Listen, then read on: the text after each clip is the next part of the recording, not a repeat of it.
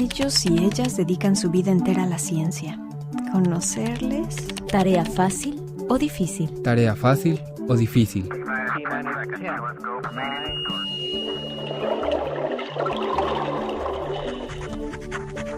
Vida con Ciencia. Hombres y mujeres que con disciplina y emoción dedican todas las horas posibles a analizar y estudiar el mundo que nos rodea. Vida con Ciencia, una producción de la Coordinación General de Investigación Científica de la Universidad de Colima y Universo 94.9 FM. Vida con Ciencia. Comenzamos.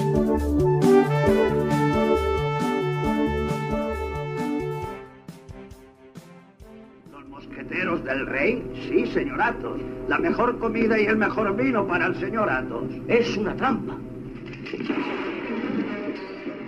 Corría el año de 1846. El escritor francés Alexandre Dumas escribía su novela original Les Trois Mousquetaires, o Los Tres Mosqueteros. Era por entregas, a manera de folletines para el periódico Le Siècle. Yo creo que en ese entonces ni idea tenía de lo famosa que se volvería esta obra. En la actualidad, casi todos y todas sabemos que en esencia la novela relata las aventuras de un joven de 18 años llamado D'Artagnan, que viaja rumbo a París para convertirse en mosquetero. D'Artagnan no forma parte de ellos, pero sí sus amigos, Athos, Porthos y Aramis, compañeros inseparables que viven bajo el lema uno para todos y todos para uno. Juntos sirven al rey Luis XIII. Sí, ya sé que a estas alturas se deben estar preguntando qué bicho me picó. Si este programa cuenta la historia de vida de los científicos y científicas más destacadas de nuestro país, no de los escritores franceses de hace 2 siglos o de las novelas de aventuras más exitosas. Hasta Cantinflas y Disney hicieron películas de los Tres Mosqueteros. Sostened dignamente vuestro nombre de gentilhombre. Sí, papi. No me interrumpáis, como digáis. Aquí está mi espada. Haced buen uso de ella. Ya de estar reoxidada, papi. Todo es para algo ha de servir.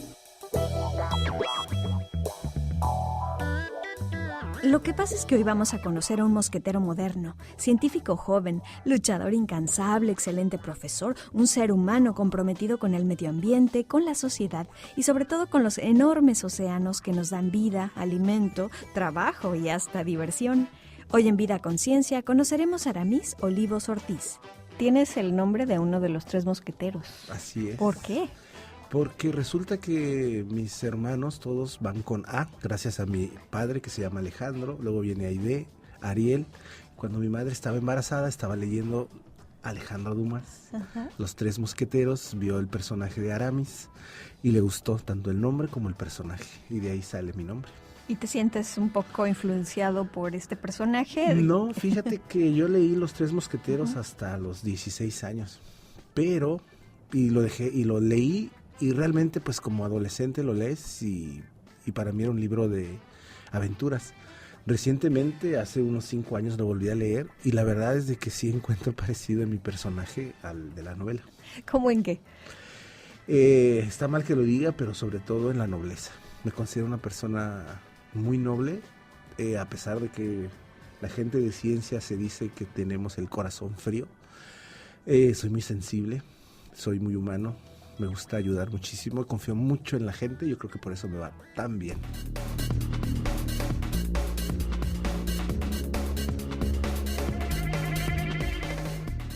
Quiero saber dónde creciste y a qué jugabas o cómo fue esa infancia de alguien que después sería científico. Mira, yo era un niño que vivíamos a las afueras de Cuernavaca, cuando Cuernavaca era muy parecido a lo que es Colima. Me encanta Colima por lo mismo en cuanto a clima, vegetación. Entonces yo crecí a las afueras de Cuernavaca, muy cerca de la naturaleza, en un fraccionamiento en el cual cerca teníamos un río, teníamos el campo, había vacas, había caballos. Entonces yo me salía y podía jugar béisbol, fútbol, corretear caballos, vacas, ir a la barranca, al río, lo cual tenía prohibido, pero siempre hice.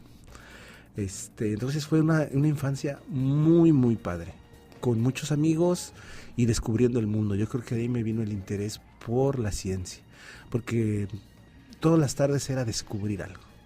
A ver, pero no hay playas en Morelos. Yo pensé que habías nacido en la costa y que por eso este amor. No, de ¿Cómo hecho, surge? A ver. mis padres son del Distrito Federal, se casan, se van a vivir a Cuernavaca por su profesión. Allá nacemos todos y realmente la niñez la hacemos entre DF y Cuernavaca. Entonces, lo más parecido al océano eran las piscinas, porque en Cuernavaca hay muchas piscinas.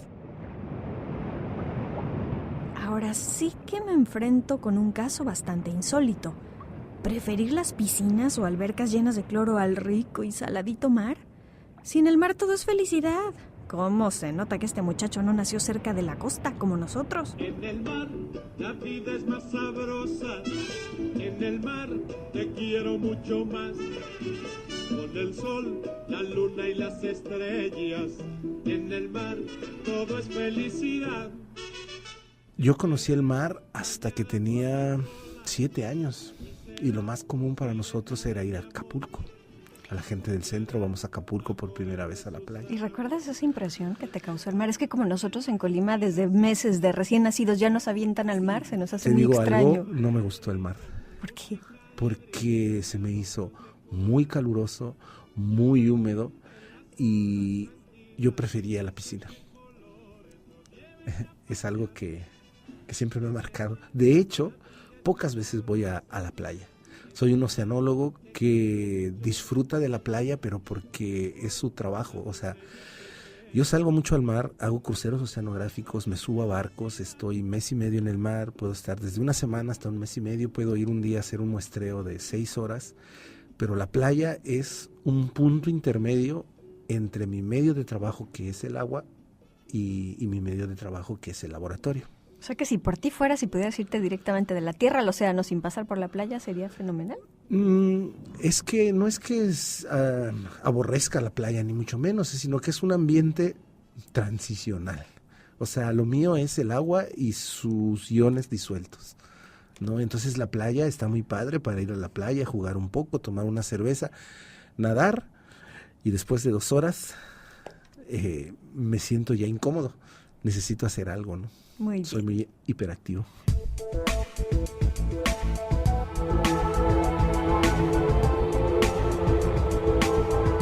Les voy a confesar porque me hice oceanólogo. Me hice oceanólogo porque yo escuchaba a un amigo de mi hermano mayor que regresaba todos los veranos porque él se fue a Ensenada a estudiar donde yo estudié. Y entonces yo les escuchaba a escondidas platicar sus aventuras. Entonces el amigo de mi hermano, Mauricio, le decía pues que era muy cómodo vivir fuera de casa, estar muy cerca de Estados Unidos, ir al mar, tener prácticas de buceo, aventura, ¿sabes? Yo lo veía como aventura porque mi niñez fue de aventura. Entonces yo tuve la oportunidad, afortunadamente, de los medios, mis padres, para apoyarme, ir a Ensenada lejos, estudiar, mantenerme fuera de casa. Y yo lo vi como unas vacaciones, todo pagado. ¿No era un escape? No. Era una aventura, ¿no? Era una aventura, para mí fue una aventura, nunca fue un escape. Soy un hijo de familia, tengo hermanos, los amo, nos adoramos. Para mí fue aventura.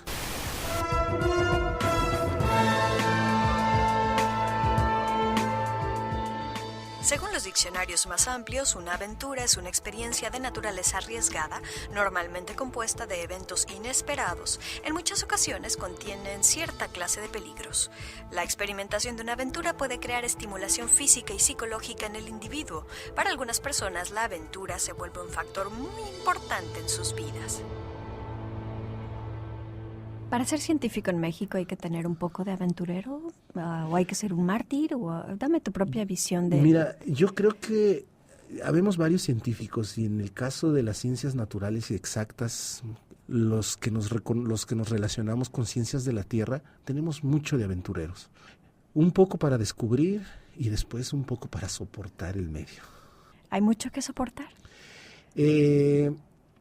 Cuando me refiero a soportar son las limitaciones que tenemos en el sistema. Y por sistema te hablo no a la universidad, sino al país en general, y te hablaría de todo Latinoamérica. Es un medio que es muy hostil porque nunca se ha visto a la ciencia como algo realmente importante, como en los países del primer mundo, ¿no? Entonces, en ese sentido tienes que soportar muchas carencias, no nada más lo económico, sino carencias incluso hasta de que te tomen en cuenta como actividad primordial en la sociedad. Es decir, que el doctor Aramis Olivos no se va presentando, soy científico. No, jamás. Yo soy Aramis y mis estudiantes me conocen como Aramis, mis colegas me conocen como Aramis, y nunca he dejado de ser precisamente ese. Tengo mucho de niño aventurero y lo disfruto, ¿no? Y disfruto hacer ciencia, generar nuevo conocimiento, preparar nuevos estudiantes, ir de congreso, publicar, irme al laboratorio, estar fuera. Vaya que para ser científico en México se requiere estar hecho de muy buena madera, como decía mi abuelito carpintero.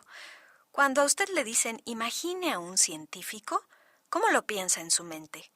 ¿Puede esbozar características físicas, vestimenta o hasta el carácter? La visión que tenemos también es de que es alguien solitario o poco sociable, medio loquito. Y quizá las series de televisión también han contribuido a este estereotipo. Es un estereotipo, pero en el fondo lo somos. Lo que te decía hace un momento, somos personas no soñadoras, pero que sí perseguimos realizar un sueño muy importante para nosotros, que es generar conocimiento. Entonces somos minoría, estamos en franca desventaja contra muchas profesiones, pero eso también nos despierta un reto todos los días, ¿no? Entonces con mucho, con poco debemos hacer cosas, y ese es el reto, y eso es fascinante, ¿no? Y algo que tú mencionas, yo sí le veo mucho futuro a la ciencia en México, como nunca antes lo he visto, ¿eh? O sea, yo te hablo que yo estudié en una universidad pública y me hice por los fondos federales, y en la actualidad las oportunidades que yo veo en los jóvenes nunca las tuvimos. O sea, yo nunca me pude subir a un crucero oceanográfico sino hasta que ya me gradué de la licenciatura. Nunca pude ir a un verano de investigación, nunca pude hacer una movilidad. Primero, no estaba en el esquema. Segundo, no había apoyos institucionales. Tercero, si lo tenías que hacer porque tus padres te lo pagaban. Y después encontrar la forma administrativa de lograr ese intercambio era imposible.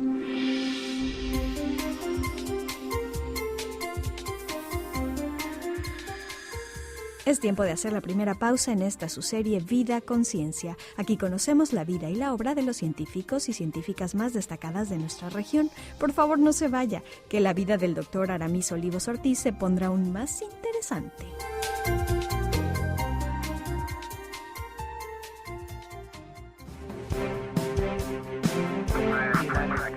La ciencia no es perfecta, no es más que una herramienta, pero es la mejor que tenemos.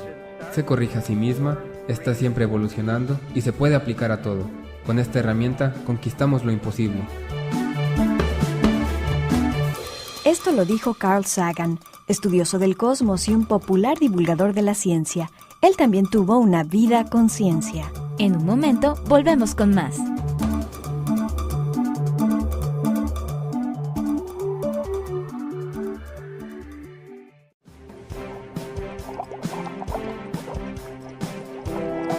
Yo no tenía ninguna inclinación específica hacia la ciencia, hasta que mi abuelo murió de cáncer. Decidí que nadie debería sufrir tanto. Esto lo dijo Gertrude Bell Ilion, farmacóloga ganadora del Premio Nobel de Medicina en el 88. Ella también tuvo una vida conciencia. Estamos de regreso, quédate.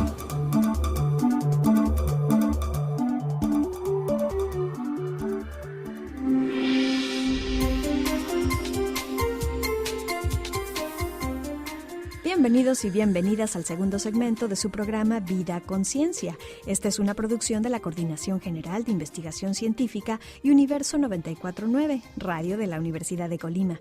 Hoy estamos conociendo al doctor Aramis Olivos Ortiz, un oceanólogo al que no le gusta mucho la playa. Lo que sí le gusta es pasarse meses en alta mar estudiando la química de nuestros océanos para detectar cambios que puedan afectar no solo a los seres humanos a nivel personal, sino a la economía, a la industria y por supuesto al ecosistema marino.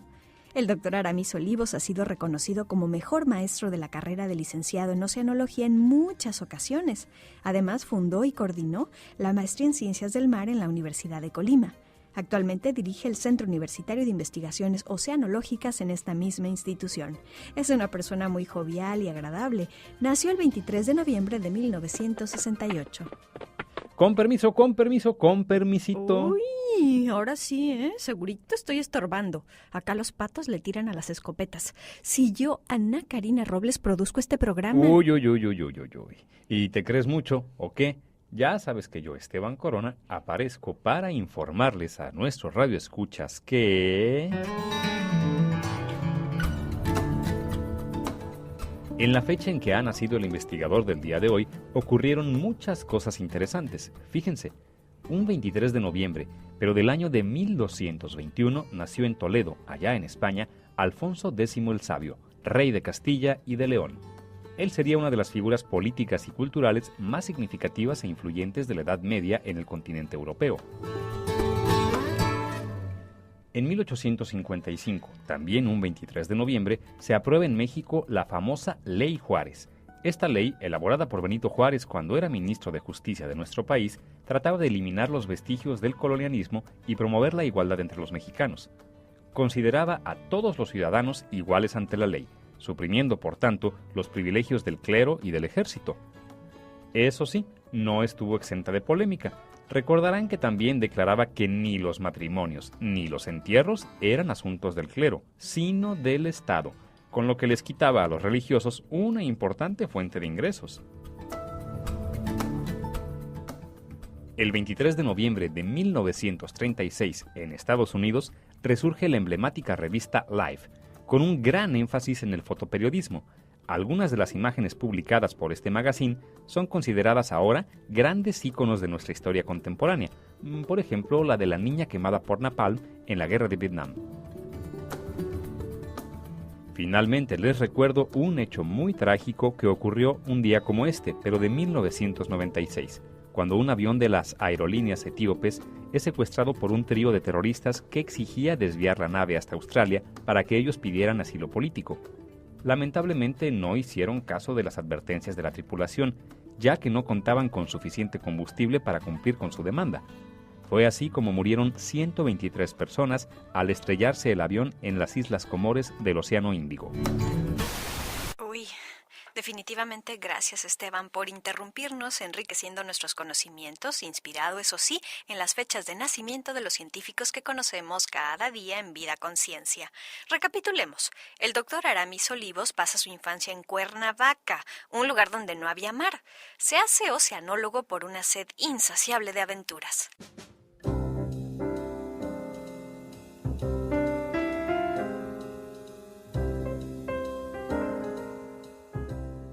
Fuiste a vivir entonces desde el centro del país a esta orillita hermosa que está en Baja California. Así es. ¿En qué escuela? En la Facultad de Ciencias Marinas de la Universidad Autónoma de Baja California. La famosa UABC. Así es. Y ahí terminas la licenciatura y hay que hacer posgrado. Para ser científico en este país hay que tener posgrados y hay que empezar a contactarse y a tener pares en otros lugares, no de México, sino del mundo, que contigo en red empiecen a trabajar y a compartir experimentación, conocimientos, a empezar a publicar con estos pares. Y es una tarea que suena, yo lo dije ahorita en un minuto, pero se llevó años de tu formación. ¿Cómo es que decides que vas a hacer después de este pregrado, que tu vida es el océano y que vas a ser un generador de conocimiento nuevo? Mira, como todo en la vida llega un momento en que cuando eres estudiante, primero que nada, yo lo acabo de decir, ¿no? Me fui buscando la aventura. Me encantó la carrera. Yo tuve que luchar contra corriente porque yo encima de todo hice un bachillerato contable. Entonces yo no conocía, por ejemplo, muchísimos términos ni de química ni de matemáticas, pero tuve la gran fortuna de que tenía compañeros muy bien preparados que me ayudaron. Entonces me abrieron un nuevo mundo. Y no es que no lo desconocía del todo, porque mi papá es profesor de matemáticas, entonces yo de alguna forma estaba familiarizado con ello, pero nunca me había dedicado en cuerpo y alma. Entonces descubrí en la carrera científica algo que me llenaba. Cuando estaba a mitad de carrera, me di cuenta que mis profesores, muchos de ellos eran maestros en ciencias o eran doctores, y al estar en Baja California, muchos de ellos estaban formados o en Estados Unidos o en Inglaterra, porque son las escuelas que por tradición hasta hace unos 20 años formaban a los oceanólogos. Entonces me cayó el 20 y dije, si me quiero dedicar a esto, tengo que estudiar una maestría. Entonces, cuando yo terminé la licenciatura, cambió mucho mi forma de actuar, me hice una persona seria, muy responsable, muy dedicada, y mi director de tesis me ofreció un tema para hacer la maestría. Entonces la hice, y la hice en la misma UABC en colaboración con el CICES. Terminando, me acoplé muy bien a los estudios y me ofrecieron una beca para irme a estudiar al Instituto de Ciencias del Mar en Barcelona. Y allá nuevamente yo decidí irme a Barcelona porque había la oportunidad después de hacer una estancia al sur de Inglaterra, en Bangor. Entonces, esa fue mi motivación, ¿no? Seguir viajando, seguir conociendo y seguirme formando en lo que me fascinaba.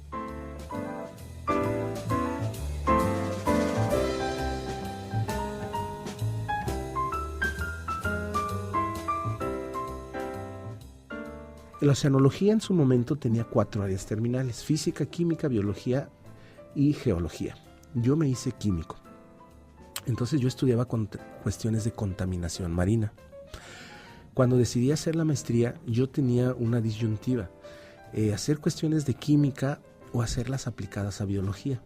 Entonces tuve la oportunidad de implicarme en unos cultivos de ostión que son muy importantes en Baja California, los cuales están expuestos a descargas de aguas residuales. Entonces, como mi tesis de licenciatura trataba sobre contaminantes presentes en las aguas residuales, yo estudié la maestría relacionada con contaminación, pero cómo ésta podía afectar al crecimiento de ciertas especies y, ¿por qué no?, en una especie que tuviera implicaciones económicas. Entonces yo ahí empecé a trabajar con un modelo matemático en el cual se simulaba el crecimiento de los organismos y bajo distintas dosis de contaminantes en qué punto eran tóxicos o no. Entonces en ese momento yo descubrí que realmente lo que me gustaba era la química y no la biología, porque hasta ese momento yo tenía una disyuntiva, yo no sabía si realmente iba hacia un área más biológica o hacia un área más química, y ahí me di cuenta. Y a partir de ahí tus temas se enfocaron totalmente hacia a la química.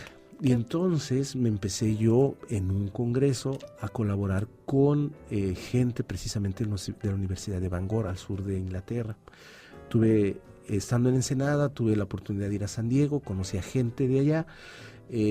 Resulta que mi director de tesis los conocía porque él estudió en Inglaterra. Me dijo: mira, Aramis, en este momento hay una beca en el Instituto de Ciencias del Mar de Barcelona, ¿por qué no te vas para allá? Podrías trabajar entre Barcelona, Inglaterra y el sur de Francia. Yo dije, pues genial. Y así fue que surgió la oportunidad de, inmediatamente terminando la maestría, irme a hacer un doctorado ya con un tema bien específico y con un grupo de trabajo muy maduro. ¿Cuál era? Era se llama Jordi Camp, que en este momento es uno de los encargados del programa de monitoreo de calidad de las aguas en la Unión Europea, y está trabajando precisamente con gente del sur de Francia y del sur de Inglaterra.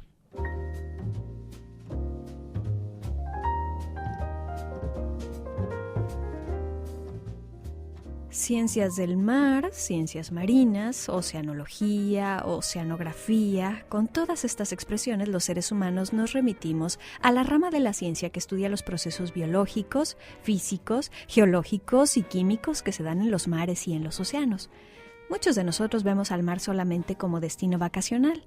Otros lo ven como una fuente de empleo, como un recurso para alimentarnos, y lamentablemente muchos más lo vemos y utilizamos como vertedero de basura, de aguas negras, de artefactos inútiles o de experimentación abusiva.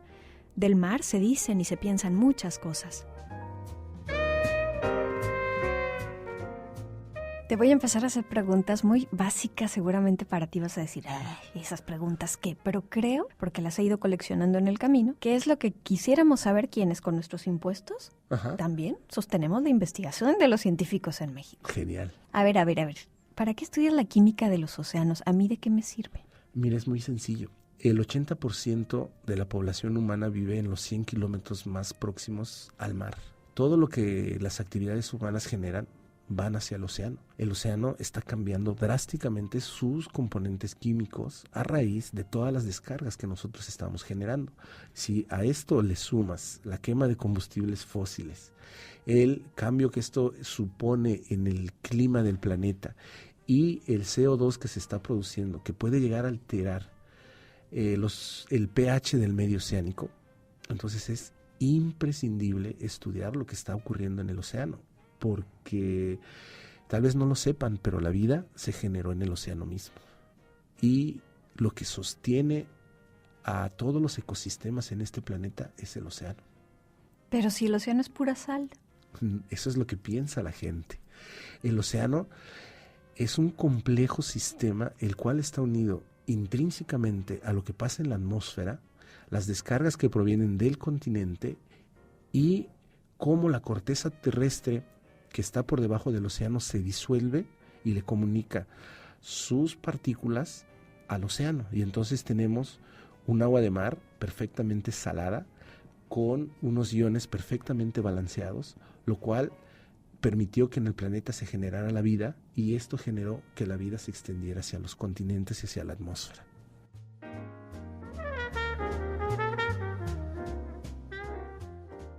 Lo que nos comemos del mar ahora está todo contaminado. Digamos, es que la palabra contaminación es un término muy ambiguo.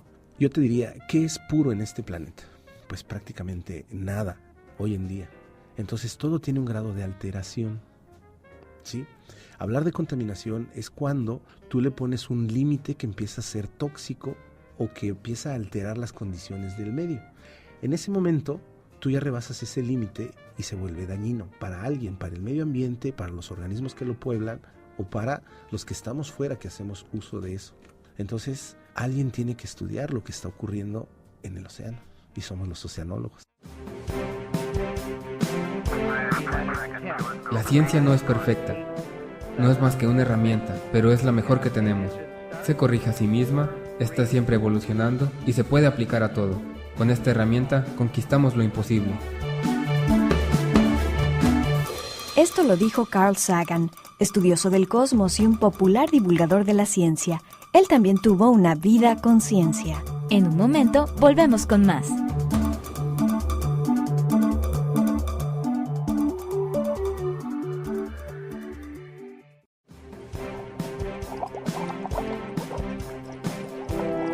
Yo no tenía ninguna inclinación específica hacia la ciencia, hasta que mi abuelo murió de cáncer. Decidí que nadie debería sufrir tanto. Esto lo dijo Gertrude Bell Ilion, farmacóloga ganadora del Premio Nobel de Medicina en el 88. Ella también tuvo una vida con ciencia. Estamos de regreso, quédate.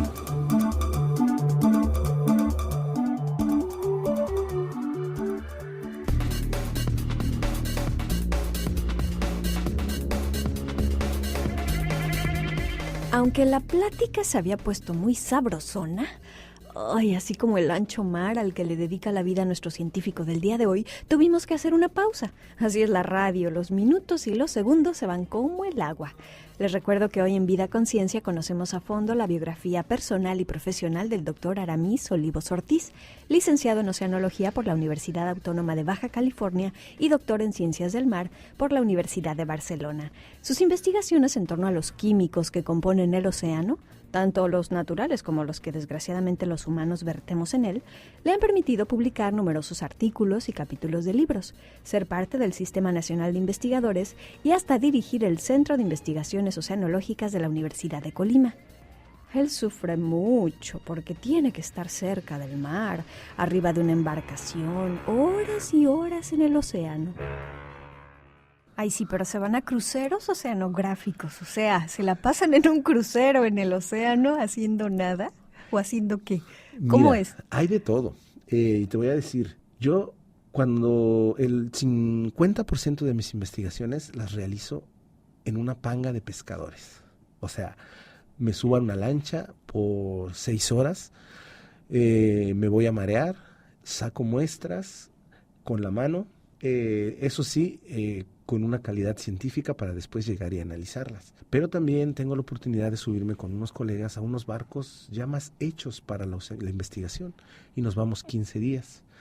Pero por ejemplo también tengo la oportunidad ahora en mayo de estar con colegas alemanes. Hicimos un crucero que inició en el Pacífico, cruzamos el Canal de Panamá, subimos hacia la Florida, entramos al Golfo de México y desembarcamos en Jamaica. Y de ahí volé para acá.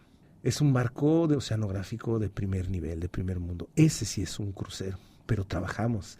Y trabajamos horarios de 12 horas de trabajo por 12 horas de descanso. Y en particular, a mí me tocó el horario, te lo voy a decir tal cual lo conocemos, del perro. Es decir, que como eres extranjero, no perteneces a la tripulación, te toca el horario de noche. Y es como si te vas al otro lado del mundo, ¿no? Haces tu vida nocturna y sales nada más al día a respirar un poco y en la noche tienes que trabajar. Y son trabajos realmente pesados. Nos queda claro entonces que un crucero oceanográfico nada tiene que ver con piscinas, bares, entretenimiento y turismo. Según el perfil de los científicos que naveguen, un crucero oceanográfico puede servir para obtener datos acerca de la temperatura del mar, su salinidad, oxígeno, turbiedad, fluorescencia y de las corrientes también. Se pueden tomar muestreos de agua entre la superficie y el fondo para determinar nutrientes, partículas en suspensión, microorganismos, fauna y flora marina. Hay quienes por su línea de investigación abordan un crucero oceanográfico para hacer incluso observaciones meteorológicas de viento, temperatura, presión, humedad y aerosoles. También para instalar y recuperar equipos anclados a grandes profundidades. De hecho, los 2 buques que tiene la UNAM, por ejemplo, apoyan a buzos y vehículos submarinos o brindan educación y entrenamiento de campo en las ciencias del mar a las nuevas generaciones. Sí, definitivamente hay mucho que aprender y descubrir en el mar. Yo, por ejemplo, quiero saber si es verdad que los océanos ahora están bien cochinos y resulta hasta peligroso nadar en algunos mares por la manera tan fea en que vertemos porquería en ellos. Mira, no, para empezar, en el océano nadamos principalmente entre microorganismos, fitoplancton. Y estos microorganismos son los encargados de iniciar toda la cadena trófica del océano, y estos microorganismos son los encargados de producir la mayor cantidad de oxígeno que se produce en el planeta. O sea, la mayor cantidad de oxígeno no la producen los árboles, se produce en los océanos. Cuando tú vas al mar y lo ves verde, es porque hay organismos pequeños que tienen clorofila. Entonces, nuestro mar en Manzanillo es muy verde, quiere decir que es muy productivo.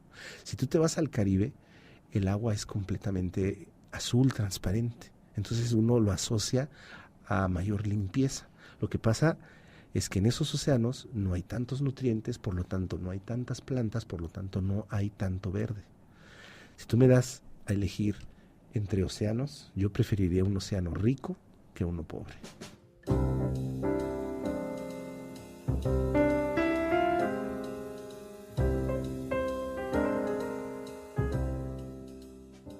El mar al final pareciera también esa tumba que sepulta todo lo que no queremos ver. Es como una alfombra a la que le echamos la basura por debajo y no la vemos. Desgraciadamente así es. Y así es sobre todo en los países en los cuales tenemos economías emergentes. Y si tú ves el globo terráqueo, pues prácticamente el 70% de los países están haciendo un mal uso de los recursos y del océano como tal.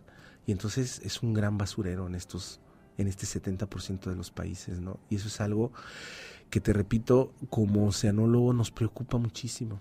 Nos preocupa muchísimo porque si eres biólogo te estás dando cuenta que las cosas están cambiando. Si eres químico te das cuenta que cambian. ¿Y dónde lo ves? Lo ves no nada más en sólidos suspendidos o en sólidos que están sedimentados en el piso oceánico. Lo ves en contaminantes que antes no había, en alteraciones a la biota, en mutaciones, en cambios en las cadenas tróficas. Todo eso significa devastación, un cambio en la cadena trófica. ¿Por qué ocurre? Tan sencillo, se dice que el clima está cambiando por el CO2. ¿Por qué? Porque el fitoplancton fija este CO2, el carbono inorgánico, y lo transforma en biomasa orgánica, en carnita, ¿sale? Cuando tú tienes esta carnita te produce otros subproductos. Esos subproductos tienen que ver mucho con el pH, con el potencial de hidrógeno. Esto está cambiando y esto ha generado que los ambientes, por ejemplo, se vuelvan un poco tendientes hacia el medio ácido. Y por mencionarte un ejemplo, los corales se empiezan a deshacer. Entonces eso es algo que nadie lo ve. Esa no es basura tangible, ¿no? Pero son devastación ecológica y eso es cambios en la cadena trófica. Y como te decía, tragedias invisibles o tragedias invisibles, ¿no? Y por mencionarte cantidad de pesticidas, de organoclorados, de compuestos radioactivos, de toxinas muy fuertes, de metales pesados, todo evolución en el desarrollo de la ciencia y del bienestar de la humanidad se refleja en sus desechos. Y desgraciadamente estamos generando desechos cada vez menos biodegradables. Y como te lo repito, ¿a dónde va a parar todo? Al océano.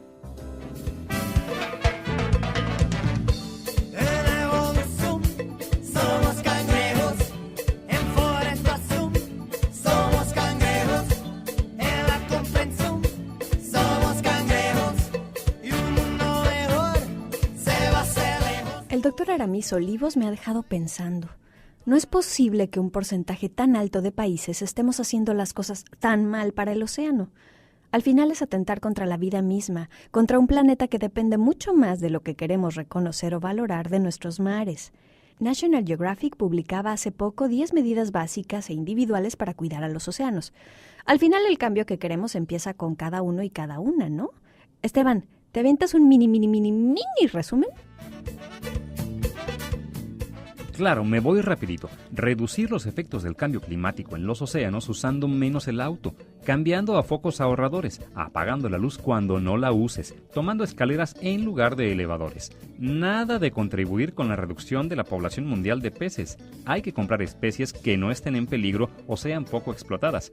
Adiós a los plásticos, bolsas, envases. Casi todo ello acaba en el mar y mata a miles de animales marinos por año.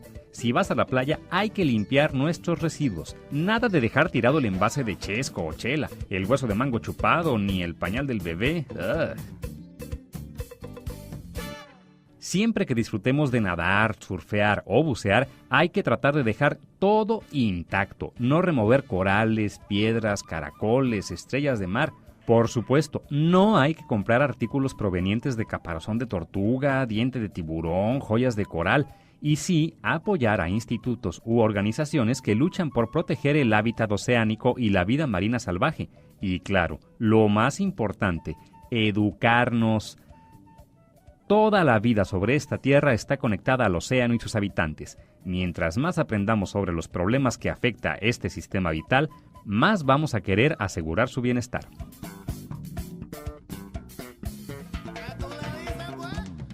Pero en cada científico hay un poco un superhéroe. Y no por todo lo que tienen que aguantar, sino también porque en el fondo hay una muy buena intención. Aportar algo, pequeño o grande, para que funcionemos mejor en sociedad o con nuestro entorno. ¿Cómo serían así como que las buenas intenciones del superhéroe Aramis Olivos?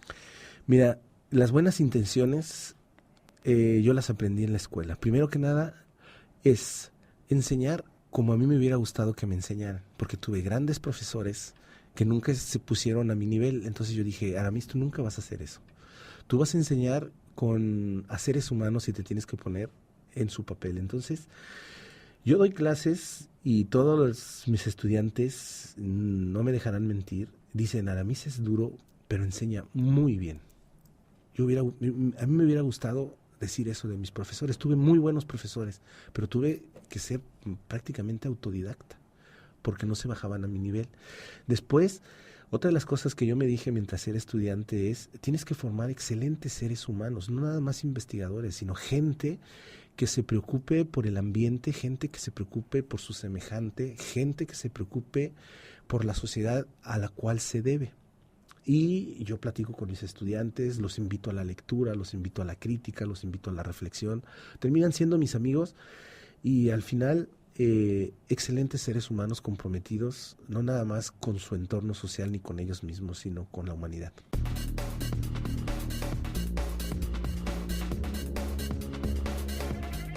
Es tiempo de irnos al último corte promocional. En un momento regresaremos con la conclusión de este programa que se llama Vida con Ciencia. ¿Por qué? Porque conocemos la vida y profesión de los científicos más destacados de la Universidad de Colima. La ciencia no es perfecta, no es más que una herramienta, pero es la mejor que tenemos. Se corrige a sí misma, está siempre evolucionando y se puede aplicar a todo. Con esta herramienta conquistamos lo imposible. Esto lo dijo Carl Sagan, estudioso del cosmos y un popular divulgador de la ciencia. Él también tuvo una vida con ciencia. En un momento volvemos con más.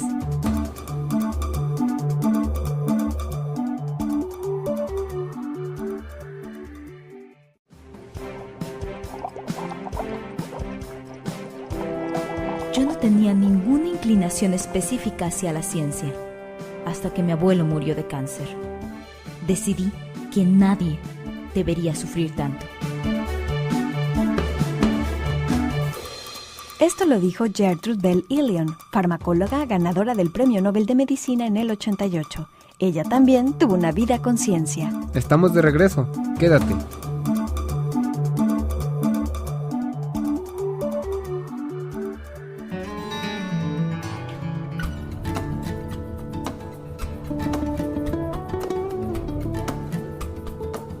Vida con Ciencia es un programa que hacemos a iniciativa de la Coordinación General de Investigación Científica de la Universidad de Colima. Se produce y edita en Universo 94.9, una emisora en frecuencia modulada de esta misma institución. En cada capítulo conocemos la vida y la obra de los científicos y científicas más destacadas de nuestra región. Personajes literalmente.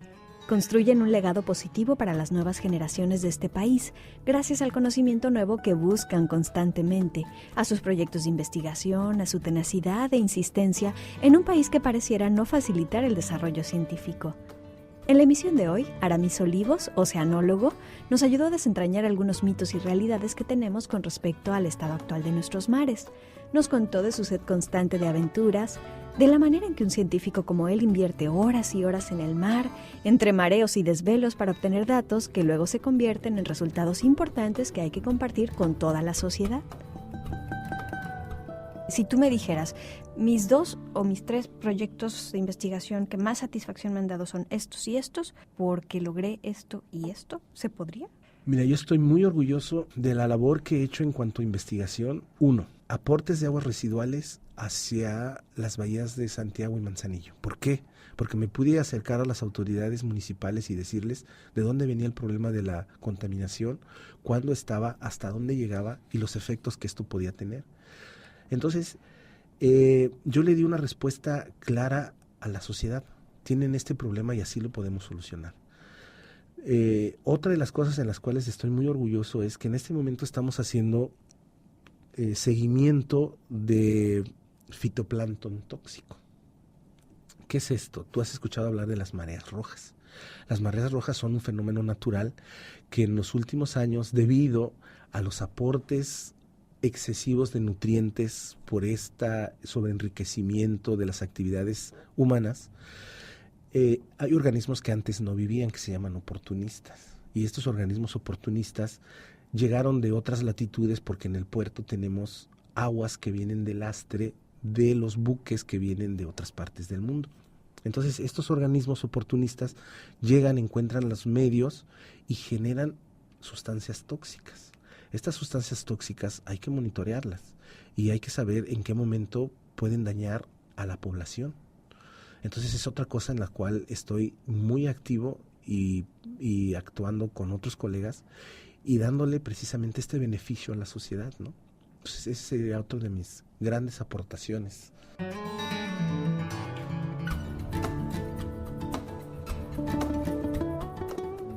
Uno de los elementos que he detectado tienen en común casi todos los científicos y científicas que he entrevistado en México es que le invierten muchísimo tiempo, creatividad y perseverancia al acto de enseñar a otros. Son profesores de tiempo completo, son tutores de nuevos proyectos y asesores de tesis. Muchos de ellos son también coordinadores de licenciaturas, maestrías o doctorados, o llegan a ser directores de escuelas, facultades o centros de investigación. Para combinar todo ello, no dejo de pensar en generosidad, deseo de compartir, vocación de servicio.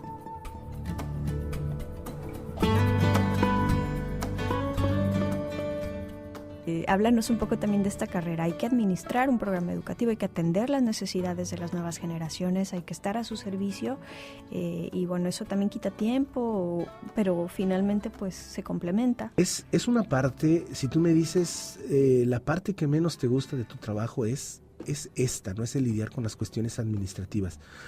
Pero afortunadamente yo he aprendido mucho de la labor administrativa. Llegué siendo un crítico muy severo del sistema. Yo te he de reconocer, cuando llegué a la facultad señalaba cosas que no funcionaban y era muy crítico, pero siempre fui propositivo, ¿no? Y entonces yo creo que la primera vez me dijeron, bueno, a ver, tan crítico eres, hazte cargo de la coordinación de la carrera. Lo hice y creo que hice un buen papel, y después me dijeron, mira, sigues igual de crítico, ¿por qué no te haces una maestría? Y la hice. Ahora la maestría está en el PNPC. Y después seguí siendo crítico y me dijeron, ¿sabes qué? Deja de dar lata, Aramis, y ya estés a cargo de un centro de investigaciones. Y eso es lo que estoy haciendo ahorita, ¿no? Y sigo siendo crítico. O sea, ¿qué te digo? Estoy repleto de trabajo, hago mucha labor administrativa, pero no, o sea, ahora entiendo que hay reglas operativas a las cuales nos debemos y son las reglas con las cuales tenemos que jugar para hacer de este mundo algo mejor. Y eso pasa por dedicarnos a la docencia y ser un buen docente, estructurar buenas clases, hacer un buen programa de estudios. Eso pasa por trabajar con un grupo de colegas que van a tener distintas opiniones a las tuyas, que van a perseguir distintos objetivos, pero tú tienes que tener claro que los tienes que llevar hacia un punto en el horizonte, y después tienes que saber lidiar con las autoridades institucionales, municipales, estatales, federales, y eso es lo que hago, ¿no? Entonces ahora creo que hasta medio político me he hecho.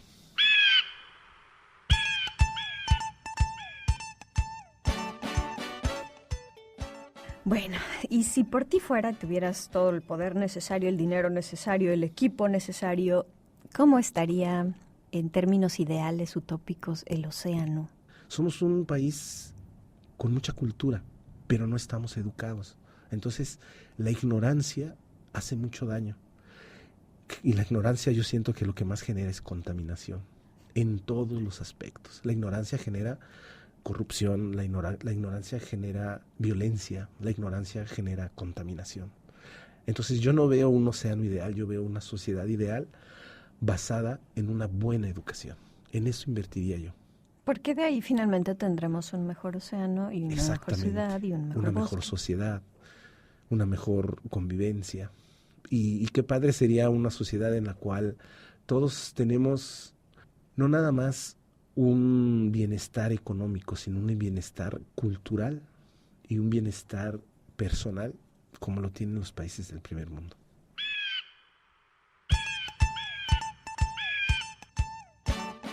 Para finalizar, es muy importante que dediquemos estos minutos a dar algunos, no consejos, esos a mí me parecen incluso a veces como que podríamos faltarle al respeto a la inteligencia de los radioescuchas, pero sí sugerencias con base en tu experiencia, en términos de, vienen las nuevas generaciones, los jóvenes están en las aulas, algunos todavía no saben ni qué van a estudiar cuando salgan de la prepa. ¿Se vale que les demos sugerencias para que se incorporen a las exiguas y mermadas filas de los científicos mexicanos? Sí, mira, yo creo que lo que le hace falta a esta sociedad, como ya lo dije, es gente bien formada, con bases científicas, pero sobre todo con bases culturales y humanas. Entonces, en este momento, yo envidio a los jóvenes que tienen tanto alcance de tanta información.